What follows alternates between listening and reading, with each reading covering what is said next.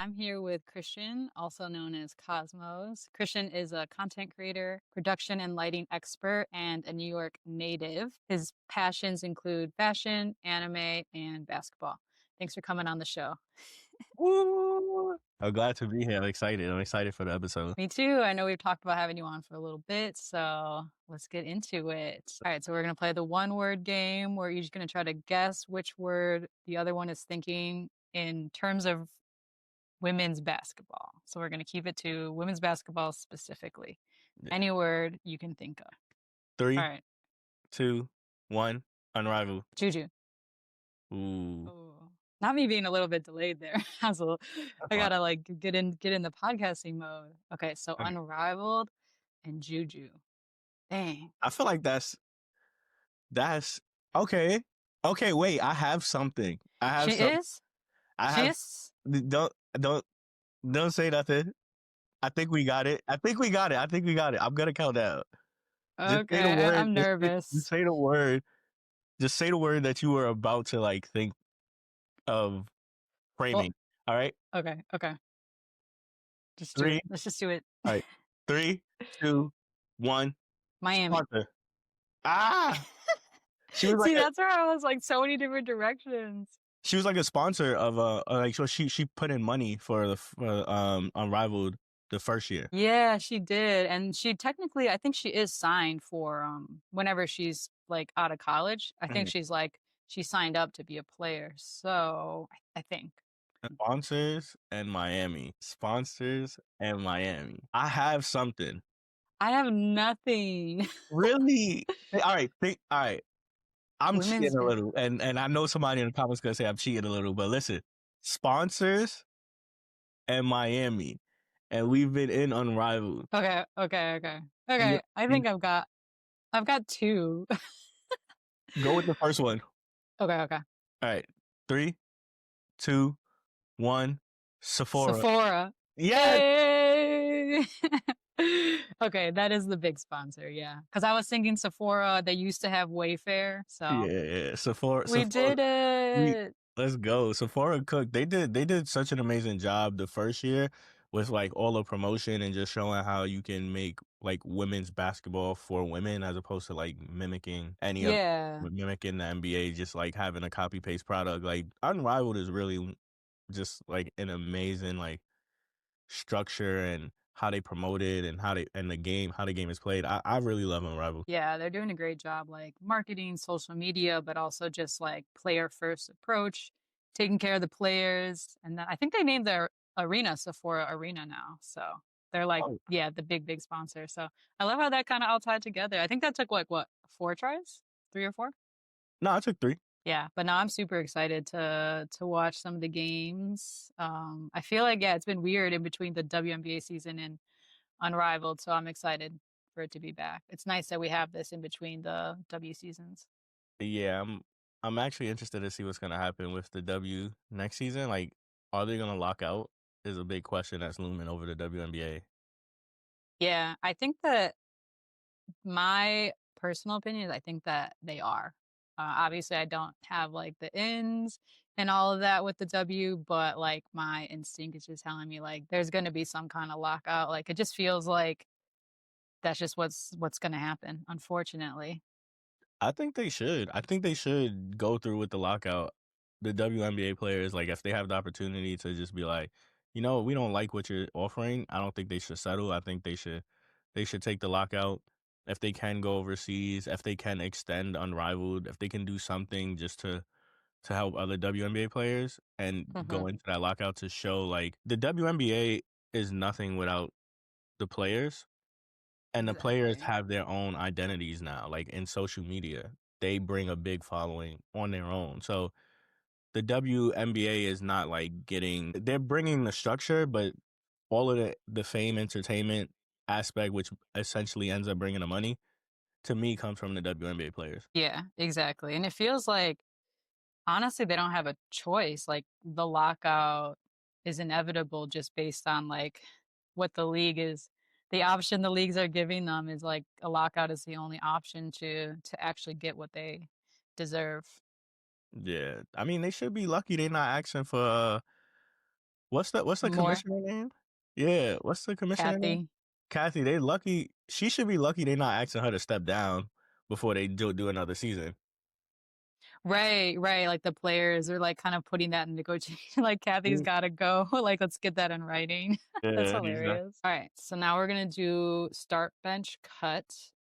I'll start. I'll give you three WNBA players. Start bench cut: Sabrina, Caitlin Clark, Paige. I hate this list so much. Uh, Every okay. time I write it out for these episodes, I like do my little evil laugh, like That this is is gonna be such so hard. it is such a good list to get me so frustrated because like for different reasons, I would start bench cut each of them. You're New York native, so maybe like you can use that and say Sabrina, but I don't No, know because like Caitlin and Paige are both phenomenal. I'm starting Paige I think benching. it's hard. Yeah, Sabrina and Caitlin is very tricky because they're also kind of similar. Don't hate me. I have 3 versions of this list. Oh my Don't hate gosh. me. Okay, Oh, okay, so okay. start Sabrina, bench Caitlin, She cut has more Paige. experience. She's older. Okay. Yeah, and then Caitlin can come off, shoot threes. If I'm thinking about the growth of the WNBA, Reverse it. yeah, I'm kind of like Paige, Caitlin, and they intertwinable who can start or get benched, and then cut Sabrina. So I'll just do those 2 lists. So it's like Okay. that. But I really, in my ideal world, is Paige starting, but Caitlin brings a lot of fan base, so that's why it makes it so difficult. So in order, Yeah, there's different ways to look at it, like branding, marketing, and then there's like actual skill and strategy and yeah, so in order to give you, longevity. yeah, in order to give you a solidified list, so your followers don't kill me, I'll do. Yeah, you're cheating. You're cheating Yeah, no, I know I'm again. cheating. I'm cheating. I'm sorry. I think too much. I think way too much about a lot. So okay, I'm gonna start Paige, bench Caitlin, cut Sabrina, and I'm still gonna get a lot of hate for that, but it is what it is. I'll take it. Yeah, I think I would go with that as well. Like definitely starting page for me, obvious. But I'm like really struggling between Sabrina or Caitlin because Mm, like Sabrina has more experience, she's older, she's been in the league longer. And then also again, like they're kind of what they bring to the table, very similar. Like really good at shooting and like passing the ball. Like those are their two big things. And then they both have like inconsistent defense. I really like, I don't know who I would maybe just pick Sabrina just because again, the levels of experience she has. But yeah, that's a tough one. I would say Sabrina is also more available, no, if I'm not mistaken. Do you mean like move teams and stuff? No, in terms of like not injured. Yeah. Yeah, yeah. Yeah, Caitlin was injured like the whole last season. That also makes it tricky because like we basically didn't see her play for a whole season. Hmm. Um, and then she's not doing Unrivaled, so we're not gonna see her play for a while, actually. Yeah, she doesn't do Unrivaled, and that's so interesting to me. Yeah, I think my personal opinion on this is that I think like players like her and Asia like make too much money that it Okay. doesn't really make sense for them to do it and like kind of leave those spots open for players that need the money more. Mm, Because they have all their brand deals, right? And that's also why I think like Angel and Sabrina opted out this year as mm. well. Um, I think again because they're like those are the top four like highest paid W players. That makes sense, Um, and that's great information to have as well.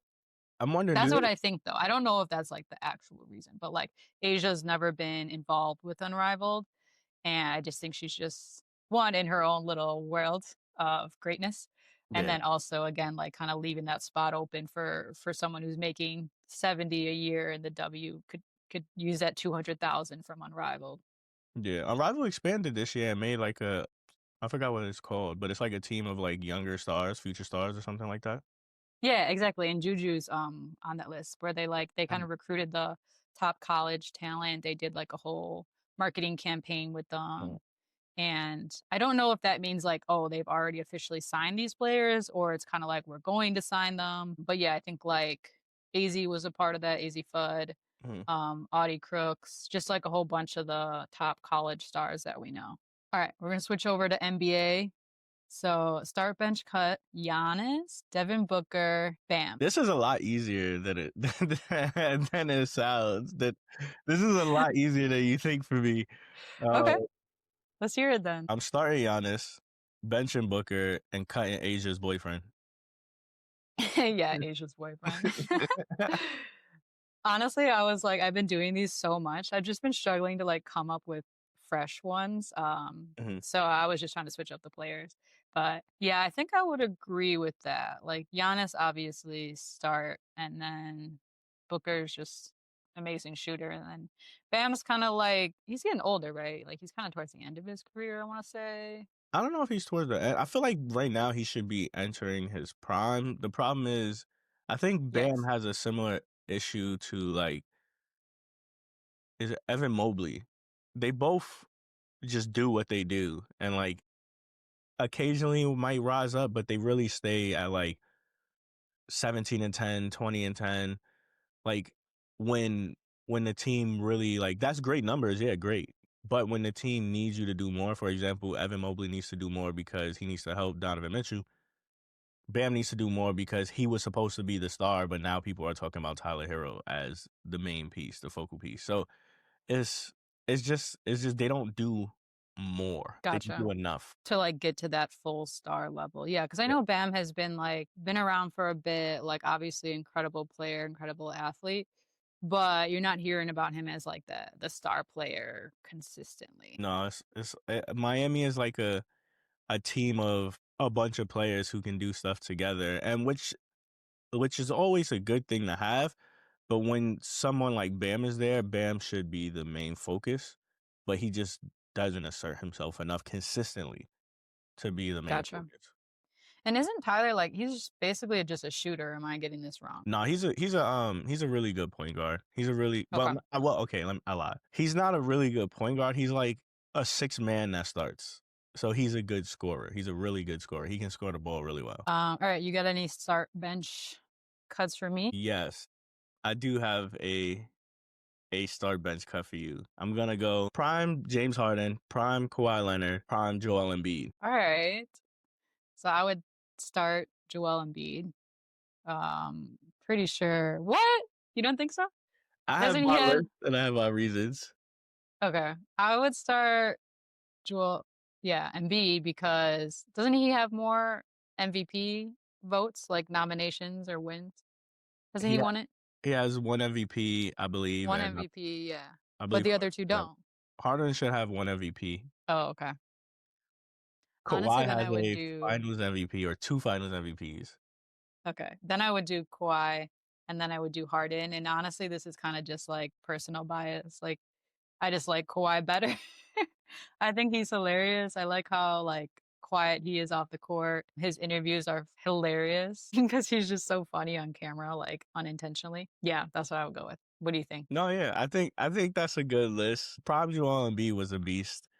The issue is Prime Joel Embiid never won a championship, Gotcha. and Yeah, yeah. Kawhi has, I believe, two. He has one in San Antonio, at least one in San Antonio, and he has He has one. one with the Raptors. Yeah, Yeah. so Okay, so he's got two. Okay, yeah, maybe that would push him over Joel Embiid. But when you say like prime, healthy, no injuries, even though he doesn't have any championships, definitely a beast. Also like significantly taller than the other two. I don't know. that is very true. He was very dominant. He was going up against like he was like top three. It was him, it was Joel Embiid, it was Jokic, Yeah. and Giannis. Like people were like those are Yeah. the giants, the people who are at the top of the league, and then That's where my brain went first. Like MVP ladder. yeah. All right. So now we're gonna do a blind ranking. And this is specifically like mid 2000s blind ranking for the NBA. Let me Yeah. get Get ready. comfortable, get ready. This is going to be tricky. Just remember that. All right. First player I got for you, Steve Nash. So we're talking like, yeah, these Yeah, players mid 2000s in their prime. I'm gonna Steve go Nash. 4. Okay. Four. Okay. Shaq. Shaq Shaquille O'Neal. 1. Okay. I'm not mad at Uh whatever happens next. Kobe. Okay, I'm mad at I'll go As 2. I'm soon not as you said that, as soon I'll as you go said that, I'll I go was like, 2 with Kobe. I'm not too bad at it. I'm not too bad at it. I'll go 2. yeah, yeah, it depends. Okay. Tim Duncan. Okay, I'm actually pissed. Actually, I don't wait. Okay, I'll go 3. Okay, yeah, yeah. And then last one we got Kevin Garnett. That's 5. That's fine. I mean, if I had the if I could change one, I would change Kevin Garnett and Steve Nash. Everything else, I don't Okay. really mind too much. Okay, so you went Shaq, Kobe, Tim Duncan, Nah. Kevin. Well, you said Nash and then Kevin, but you would swap Kevin Garnett for Steve Nash. Mhm. Okay, I like that. I think I would put Kobe at 1 But and then you didn't have the opportunity. yeah. I just say like if this was not blind regular ranking, I think I would do Kobe, then Shaq, then Tim Duncan. It's hard to put Steve Nash last because like he has 2 MVPs, like phenomenal player. But if Yeah. you think about like Steve Nash and Kevin Garnett going 1-on-1, like it's gonna be Kevin Garnett. Or even like, I feel like who would I rather have as my franchise player as well? Yeah, because Steve Nash obviously he's like we know the point guard, the assist guy. Obviously, he knew how to score too, but he was really just good at setting up his teammates. Yeah. Yeah, he was my fave growing up just because he was small, point guard. I remember I have a Steve Nash jersey still, like an old school one. He was quick too. He knew how to set his teammates up. He knew how Yeah, he knew how to read defense. He was really good in Mike D'Antoni's system, but he did take a little bit to develop. yeah, yeah, and also just so undersized. Like he's pretty small. So I put together a little pop quiz specifically on the WNBA. You're someone who has some knowledge of the W, like you follow it a little bit, but you're not an expert. So I figured you're a perfect person for a pop quiz. I mean, you know more than the average person walking down the street, I would say. I would hope so. I do get test anxiety and my mind goes blank, so we'll see what happens. Yeah, this is meant to be like high stress. No, just kidding. First question: how many teams are currently in the WNBA? 13.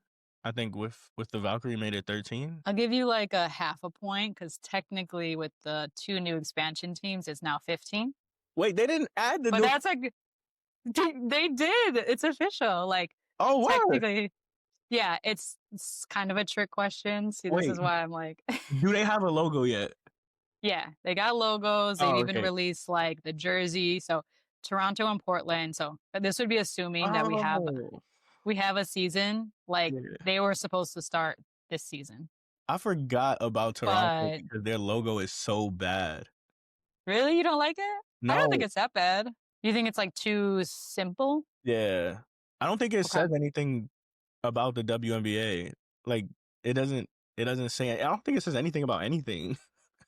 Also the name too, yeah, like Yeah. tempo, like I get it, it's like a beat, like you're supposed to be like hyped up, I guess. Yeah. Uh, they know more Okay. than me, so But yeah, so trick question because like it was 13, but technically I would say the correct answer now is 15. I'm I'm But I'm still acceptable with yeah, I I'm give you half a excited. point. I'm excited for my answer even though I was wrong. I'll take that L happily. All right. And now as a follow-up, we got a lightning round. Name as many teams as you can in 30 seconds. Are you Wait, ready? wait, hold on. Hold on. Hold on. I Ah! can't give you too much Okay, go, time, go, go, but go. okay. 3, 2, 1, go. Okay, Liberty, Aces, Mercury, Connecticut Sun. Yeah, which are technically moving. The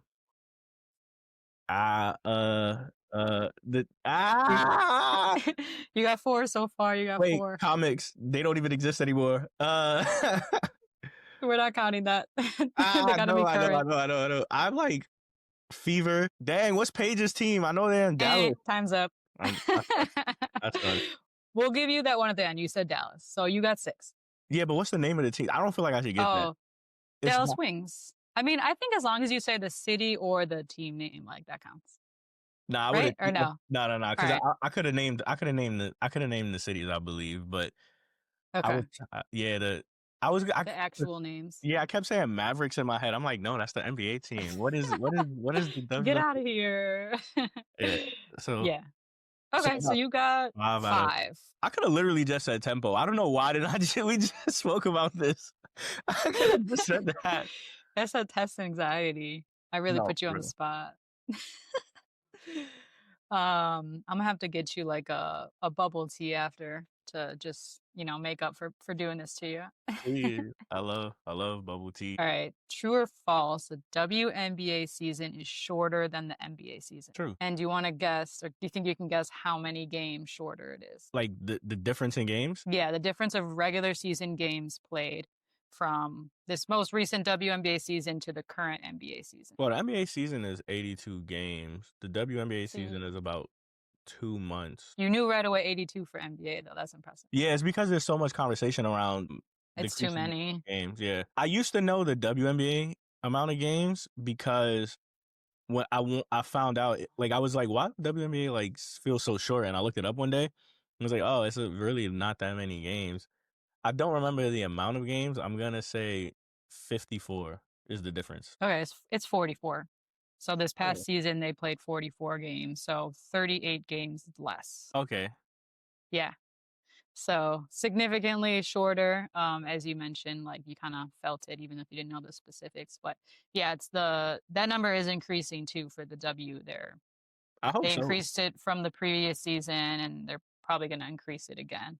I think the WNBA has things that once it gets more games, the storylines get to evolve more. I think you'll see more people doing deeper analytical breakdowns or like not even analytical, just like game by game breakdowns because I'm already seeing creators that I watch show play sets from the WNBA. And I think that's so important because the WNBA runs like it's not like this like I'll say this, the WNBA runs a lot of good plays to get different players open that the NBA has a lot of ISO ball, which can get very boring at times. Yes. So Yeah, and like lackluster defense and regular season games, like there's that conversation around how it's like they're not really trying, which is why they implemented like the in-season tournament to kind of change that narrative. yeah, exactly. All right, next question. True or false? The WNBA is more physical than the NBA. Wow, this is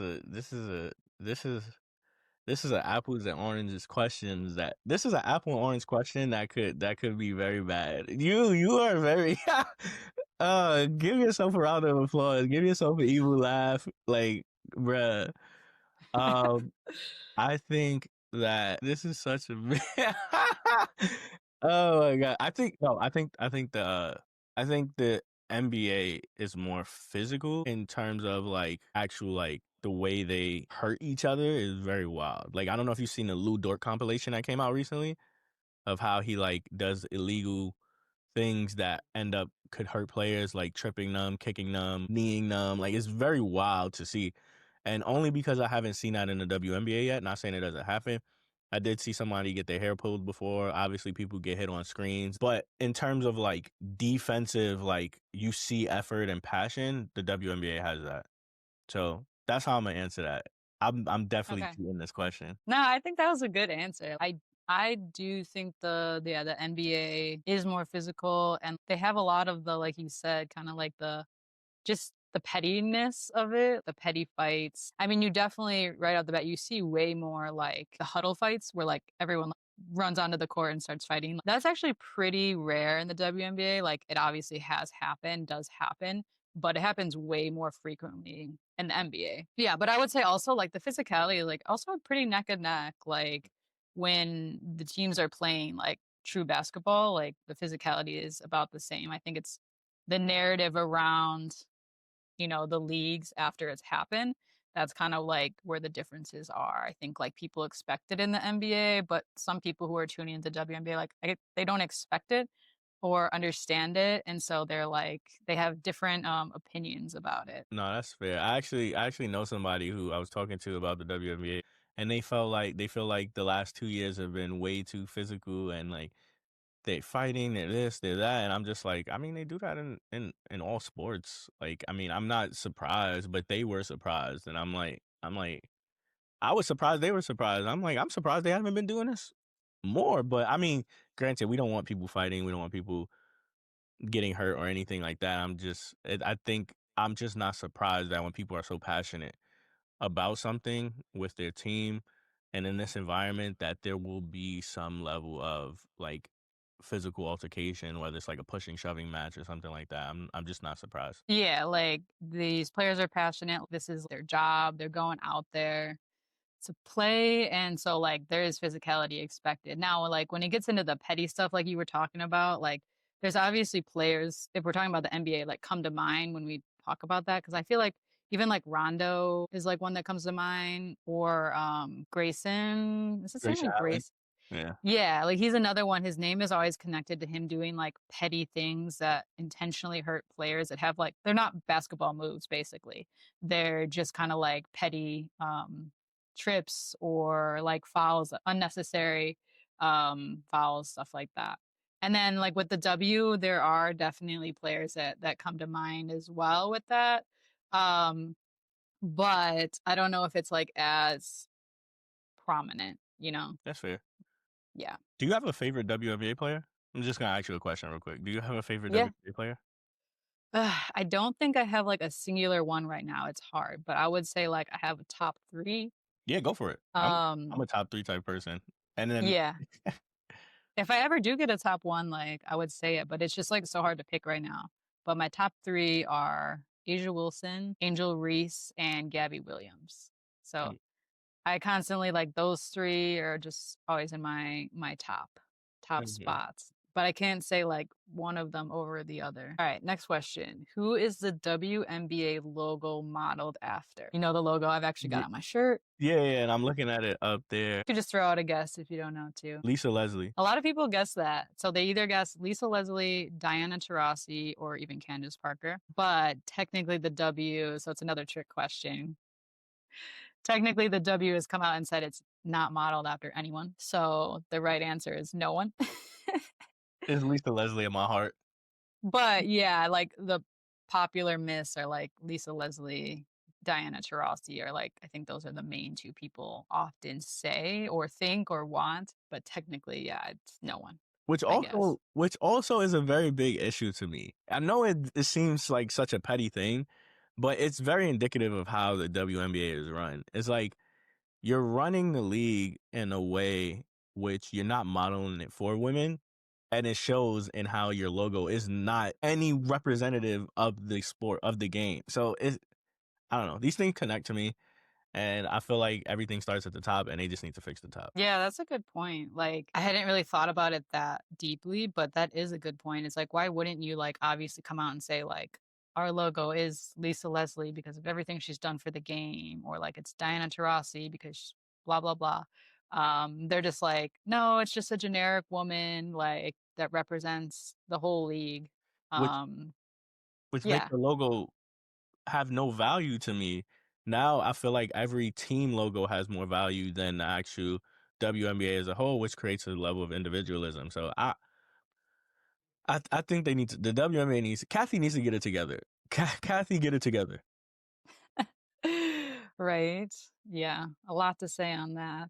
But okay, next question. We got two more questions. Mhm. So, true or false, a WNBA player has recorded a quadruple double before. You think that's true or false? True. It's false. Is it? Yeah. Wait. It's false. No, a quadruple double. So like, which is very difficult. Like, I mean, you know what a triple double is, obviously. So it's Yeah. just, well, yeah. Yeah. No one has done it in the WNBA yet. What's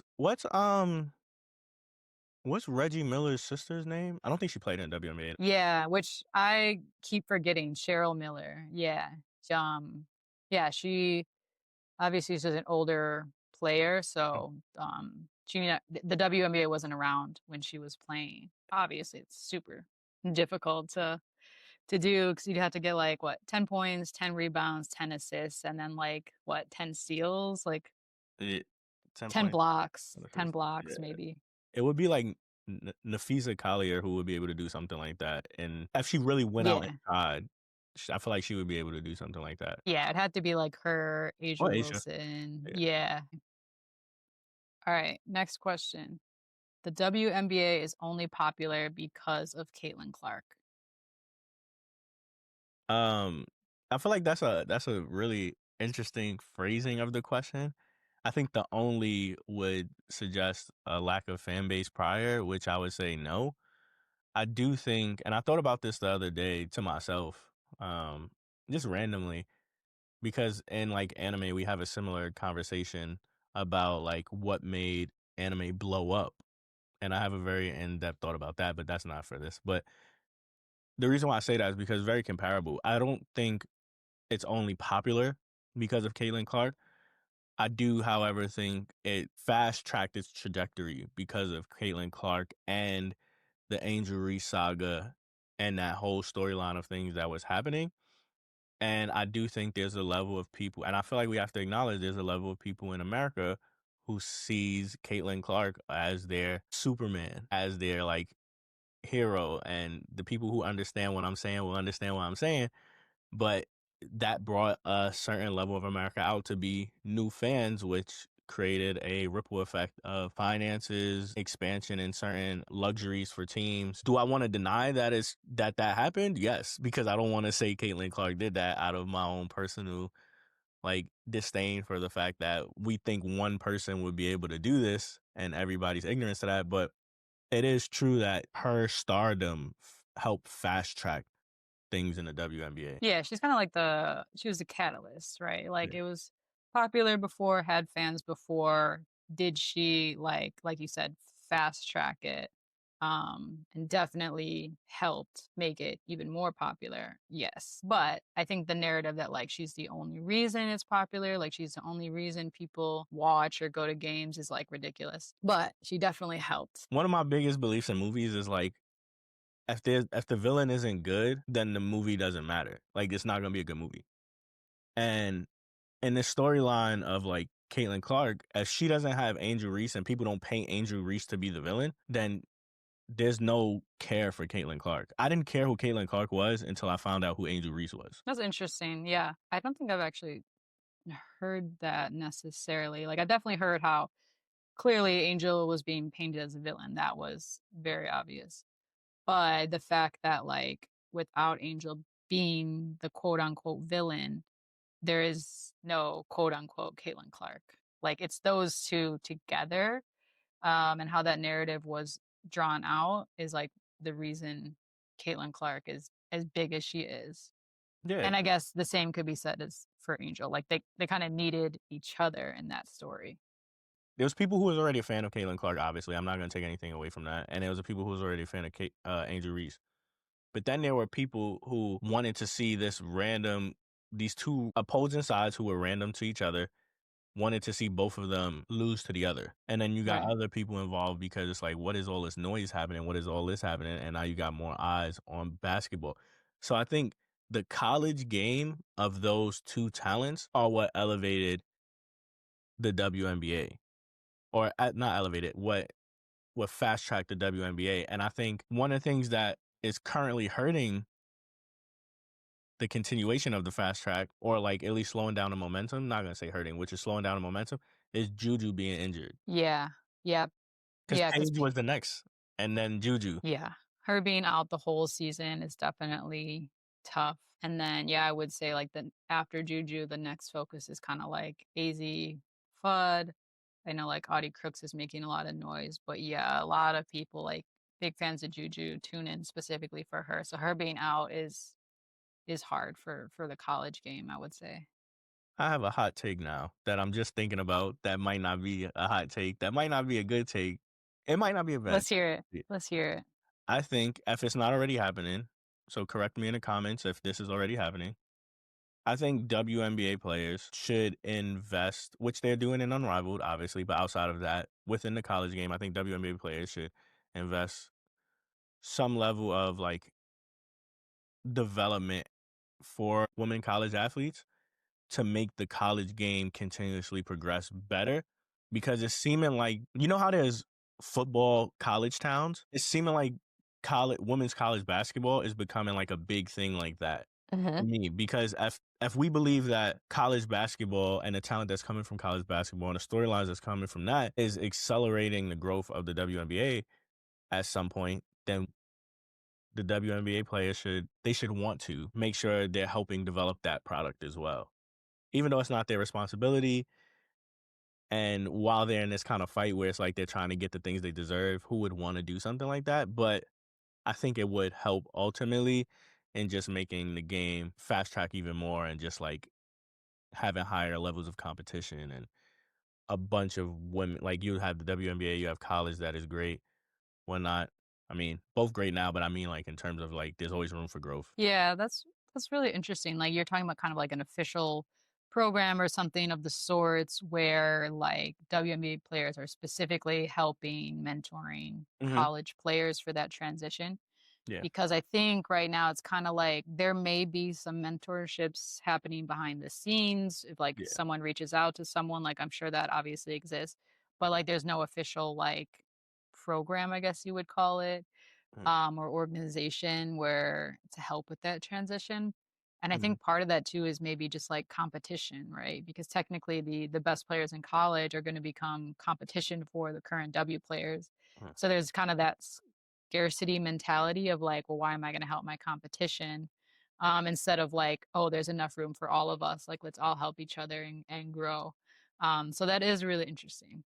That is true, especially since they're still in an expansion. So that does make sense. Yeah. Yeah. Okay. Last question. Which WNBA player is the all-time leading scorer? All time leading scorer. Yeah, all-time leading scorer in the WNBA all-time. I feel like my answer. I know what my answer wants to be. I just know it's wrong. I'm gonna say Asia Wilson. I know it's wrong, but Asia Wilson. It's Diana Taurasi. Okay, I knew it was Yeah. wrong. I was like, Yeah, Asia's a little too young. Like she probably, I mean, if anyone's gonna beat it, it's gonna be her. But yeah, Diana Taurasi, who's not even in the league anymore, by the way, she retired. yeah, Um, is she? she retired, but she just like phenomenal score and also like LeBron level, like played into her 40s, did not retire at like quote unquote normal time for a professional basketball player. So I think like when you look at who's second, there's like a ginormous gap between Diana and like the second and third players. So I don't know who or when someone's gonna beat her. But Asia's not a bad guess. But again, Asia's like only 28. I think she just turned like 28. That is So true. she's She's like relatively young still. yeah. I said Asia Wilson because I seen this graphic when they won a championship of a bunch of stats and stuff like that and like accomplishments, and I was like, I mean, I feel like that would be on there, but I was Mhm. like, I just knew in my heart it was wrong, but I was like, I'ma She just holds the single season scoring record. okay. So maybe you saw something like that. Like she's the only W player to score over 1,000 points in a single season. So she holds that record. But we're talking like all time career wise. I have a question Yeah. for you. What's up? What you got? So there's obviously been a lot of records broken in the last like 2 years. I can't remember exactly which one, but Caitlin Clark broke, I think, a double double record, or Caitlin Clark or Angel Reese. One of them broke a double double record. Paige Beckers broke a record, and the narrative has been, why is it taking? Why are they coming in and doing it so quickly? Like, what were all the other WNBA players doing? And I think it was like things like five double doubles or something like that. Like, it was very relatively small numbers that you would think certain WNBA players would already have or get or break those records. What do you think about like that narrative that like the game was weak and now these new people are coming in and like just like destroying records? Like, what is your thought process? I have my own about it, but I want to know yours. Yeah, I think that's really tricky because when I think of like breaking records, like they can be broken multiple times, right? Like the double double record is constantly going to be broken by someone new. So I think that it's more like records are broken each season and they're always being broken, but the game is continuing to grow. Players are continuing to develop faster, better, stronger. And so they're just coming in and breaking records. I also think like if you're specifically going to name like Paige, Caitlin, these are like generational, like amazing talent, amazing players. Like most WNBA players don't have the same level of attention or skill that they possess. So I think it's kind of like the growth of the game. Um, and like the skill development of younger players. And I think also like people might be focusing on specific player, like hyper focusing on specific players, specific stats, and not looking at the full picture. Because it's like, yeah, Paige broke a record, Caitlin broke a record. But if that's all you're looking at, then that's all you're going to see Mm. too. So I think other players are doing great things and they are breaking records. It's just not might not be getting the same amount of attention or yeah, that's kind of what I think. No, that's fair. But that is tricky. Like this, I feel like even the way you worded it is it's a bit tricky. But yeah, I want to hear your thoughts too. So I think two parts. I think one, I think the WNBA is. I think a lot of people compare it to the NBA, obviously, but I think the WNBA is in a very different place in its evolution than the NBA. To me, it doesn't seem like everybody's in like versatile, switchable positions. So like everybody, like if you're a point guard, you're a point guard. If you're a shooting guard, you're a shooting guard. If you're a small forward, you're a small forward. Obviously, there's people who stand out who can switch and stuff like that. But I don't think I don't think enough players have that versatility yet where the game is. And I could be wrong, and I'm very happy to be proven wrong or just told wrong and then showing. That's fine with me. But I also do think the WNBA plays so unselfishly in comparison. Right. Like So not as much ISO ball like you were saying, stat building. yeah, Also a good thing to point out too is like there's so few roster spots in the WNBA to begin with. That also plays a huge part. Now we're going to transition into getting to know the guest, you, Christian Cosmos. What has the sport of basketball meant to you? How old were you, I guess, when you first started playing? the sport of basketball, what has it meant to me? Well, first, I started playing basketball. I don't know, really, really young, really young. My mother worked for New York City Parks and Recreation for most of my life. Oh, nice. So I spent a lot of time in like gyms playing various sports. But even before that, I just was very interested in like basketball. I don't know, I just gravitated to it, I guess. Now for me, basketball really is just about getting over the anxiety that I used to feel when I was in like high school. I dealt with a lot of anxiety when playing basketball, under a whistle, so I never was actually able to perform at all. Uh, it was like few and far between games where I would be able to get past it and play, and it really hindered me a lot. And I eventually stopped playing, but now I picked it back up, and it's like I'm trying to use it to also heal that. But while I'm trying to heal it, I'm learning that like there's ways for me to get past that anxiety. So I'm like constantly fighting past that anxiety every time I step on the court under a whistle now. Yeah.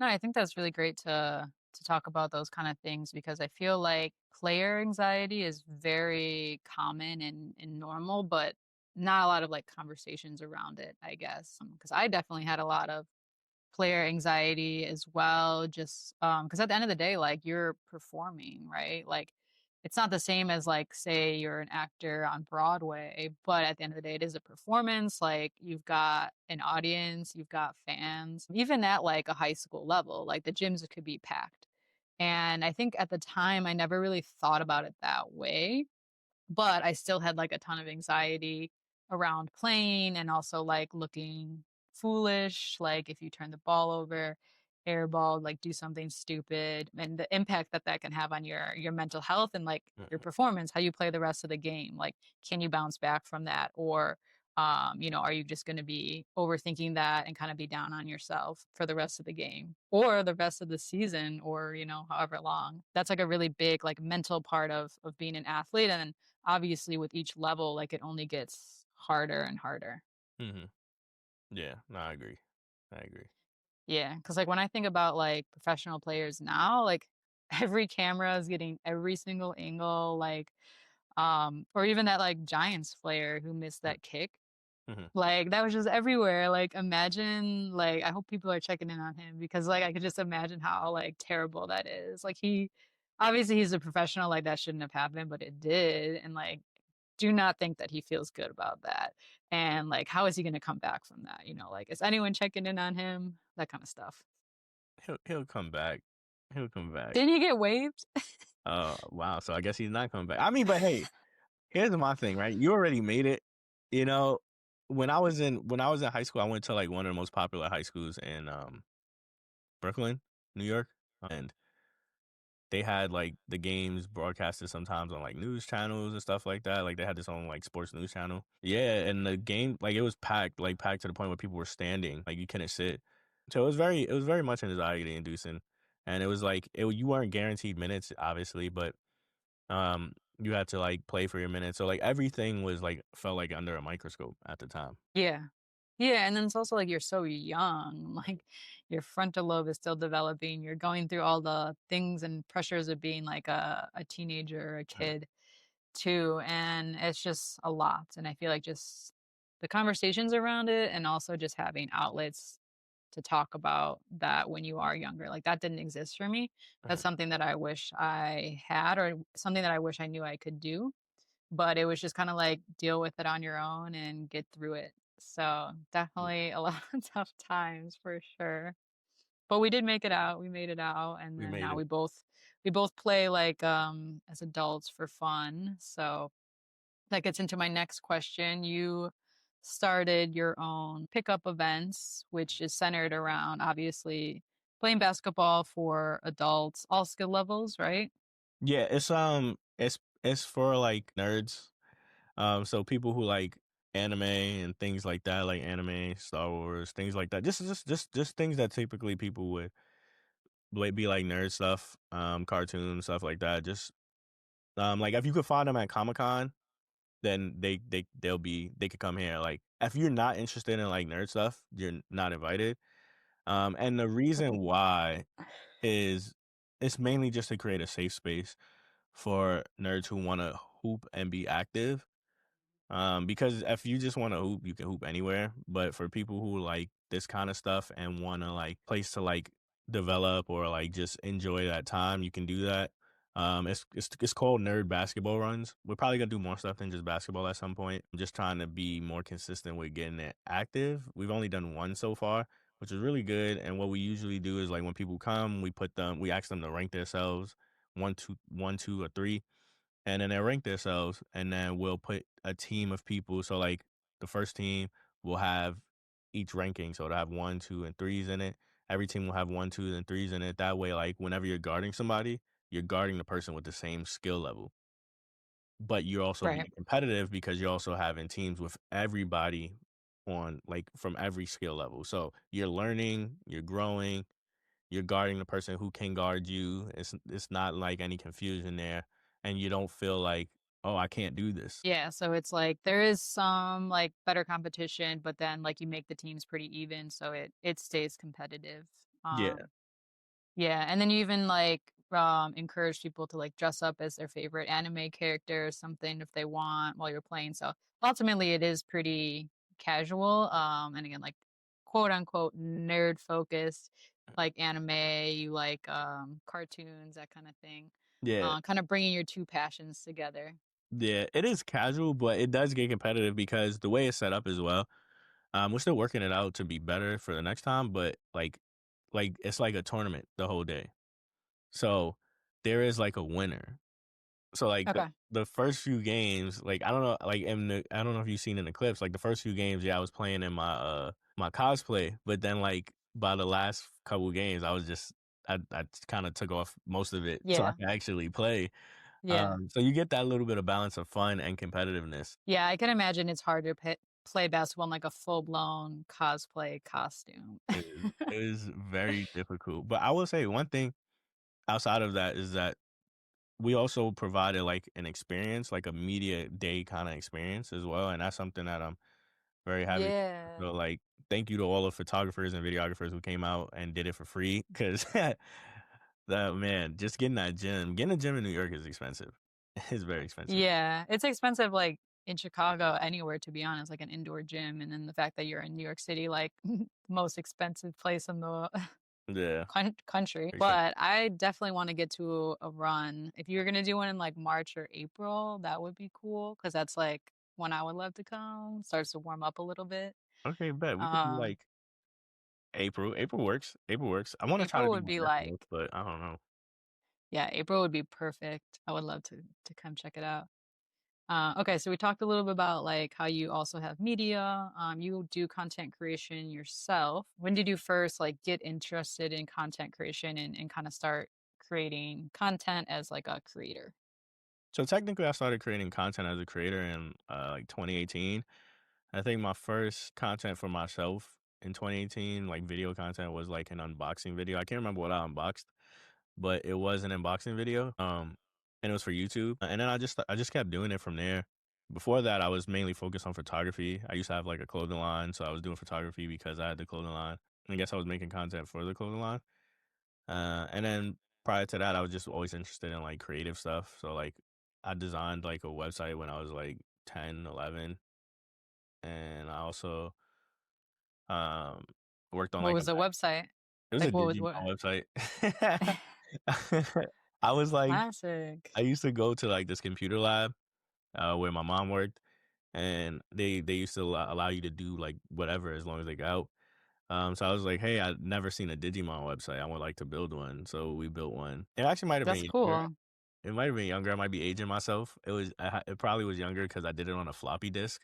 I don't know if anybody know what a Oh floppy man. disk. Yeah. I'm only 30. That made it sound so old. I'm only 30. I Uh, mean, we can cut that if you want. nah, we can keep it. We can keep it But out. yeah, floppy disk is hilarious. I remember those. Yeah. Yeah. So yeah, and then I was doing magazine stuff here and there just for fun when I was a kid. What advice do you have for future content creators, people who wanted to get in? Do you have like two or three best content tips you could give? I know you're a big lighting guy. Like you're good at setting up good lighting for productions and stuff. 3 tips that I would give for content creators. My first tip is if you have a smartphone, just use your back camera. Start with your back camera. Just use your back camera. That's my Honestly, I first gotta tip. start doing that. I gotta start doing that. Yeah, I just don't like that you can't see yourself, but I just watched a recent video, so I'm gonna try that out. yeah, you can do a bunch of things to see yourself. You can use the screen mirroring method. You can use if you have a Apple Watch and you have an iPhone, you can use your Apple Watch. If you have a mirror somewhere, you can use the mirror. There's like a bunch of ways now with everybody having like smart devices. There's so many ways that you can utilize it. But what I will say, like with that, number one, the reason why I'm saying use your back camera on whatever your smart device is you don't need to spend money when you start. Like you don't have to spend so much money when you start. I mean, granted, the field of concentration is a lot elevated now, but there's ways that you can invoke whatever you want to do, especially if you don't know what you want to do yet. Just start doing something. So that's number two. Just do it. Just do something. Do it. Get accustomed to it. The first things that you're gonna think about, usually, like 85% of the time, is I don't like my voice, and I don't like the way I look. I don't know what I want, blah, blah, blah, all this other stuff. And it's like, you'll never like it, period. You'll just never like it. You'll like how you look at some point. Your voice, you'll probably never like because we don't hear our voice exactly how our voice is. So just do it so that you fall into a pattern of consistency that you're comfortable with. I like too what you said about you don't really have to spend a whole bunch of money right away. Like it could be intimidating to see like high quality intense content, right? And be like, "Oh, like how am I going to get there?" But you really don't need that much to start. Like you don't have to spend a bunch of money. It's like start small, get comfortable, like test things out and then kind of like scale from there, but like scale slowly over time. Like people who are making that like crazy content, like they didn't just start there. I think a lot of people have this idea of like people are starting where they're successful, but it's like there's this whole journey, this whole path before about how they got there. And I think people just like forget about that or like they don't even think about it. I don't know. But like when I started, for example, like I did not spend that much money. Like I just got cheap equipment to start, use my phone and was like, I'm just gonna start and then like see where it goes. Cause even like just your iPhone is like good. Like that's already Yeah. great quality. You have to get over like how you sound, how you look. Like that's probably just not going to go away. Like you said, you just have to get comfortable with being okay with not liking how you look or how you sound all the time because that's just not going away. Yeah, you gotta remember the end goal. Like, yeah, you're not gonna like how you look right now, but you'll never get to the thing that you're trying to do if you're so focused on that right now. Because you'll never put out anything. Yeah. And like, don't beat yourself up about it. Easier said than done. Like, you're going to go through ups and downs where you can get over it quickly. And then there's going to be other times where like you're just not. That's definitely something that I've had to learn is just to like move on, like post it and move on. Closer question. The show is called Hoops and Healing. So I like to ask my guests favorite healing practice or if they'd like to share a motivational quote that means something to them. So do you have a quote you'd like to share with the viewers? I have 2. Slow Okay. progress is still progress. Slow progress is still progress. And then one that my mother told me when I was a kid that I always remember to this day is you get out what you put in. So if you put in the effort, you'll get out effort. So if you put in quality, you'll get out quality. If you put in BS, you'll get out BS. So you get out what you put in. Yeah. I like that. They're both very simple but very powerful. And especially that second one, like I heard that all the time growing up too. Like I feel like we all did. So it's a bit nostalgic, but I like it. Thank you. Thanks so much for coming on the show. I had a great time. I had a great time as well. This was fun.